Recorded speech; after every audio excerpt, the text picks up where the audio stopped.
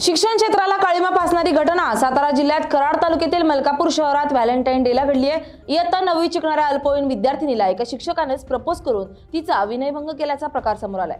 सदर प्रकरणी पीडित मुलीच्या फिर्यादीवरून कराड शहर पोलीस ठाण्यात संबंधित शिक्षकाविरुद्ध गुन्हा दाखल करण्यात आलाय।